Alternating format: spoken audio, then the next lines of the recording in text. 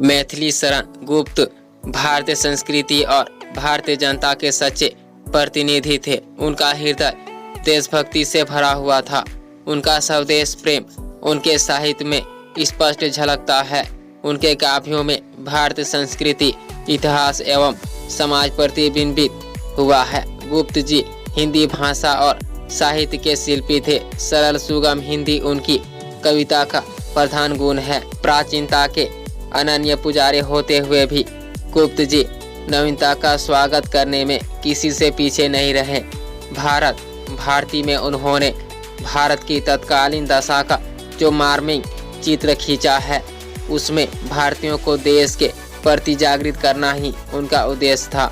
साकेत में आपने राम का जो रूप प्रस्तुत किया है वह आपकी राष्ट्र भावना के अनुरूप है। इनके अतिरिक्त यशोधरा, जय, द्रथवध, पंचवटी, नहुस, अनघ आदि गुप्त जी की प्रसिद्ध रचनाएं हैं। गुप्त जी की सहानुभूति उन पात्रों को भी मिली है जो कवियों द्वारा प्राय अपेक्षित रहे हैं और जिनकी महिमा कोई परख नहीं सका। साकेत की उर्मिला और यशोधरा की यशोधरा भारतीय नारी जीवन की ऐसी ही करुणा एवं अपेक्षित प्रतिमाएं हैं। वास्तव में गुप्त जी का काव्य लोक कल्याण की भावना का प्रेरक है। गुप्त जी का व्यक्तित्व भी उनके काव्य के समान ही सरल और मधुर था।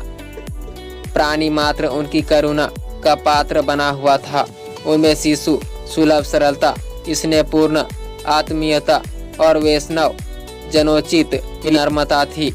यदि उनका हृदय इतना कोमल न होता तो मानव जीवन की सूक्ष्म और कोमल भावनाओं के चित्रण में उन्हें सफलता कैसे मिलती। गुप्त जी राष्ट्रभाषा हिंदी के प्रतिनिधि और लोकप्रिय कवि थे।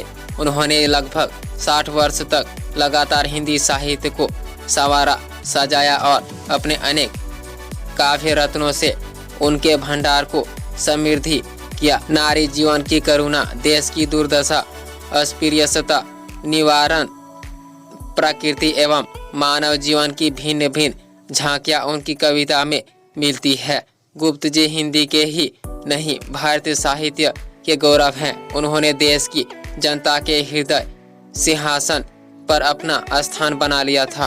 भारतीय संस्कृति और मानवता के ऐसे महान गायक सबके दादा गुप्त जी मेरे प्रिय कवि क्यों ना हो। सो गाइज, आज की वीडियो में इतना ही। अगर वीडियो इन्फॉर्मेशन लगा हो तो लाइक शेयर सब्सक्राइब कीजिए।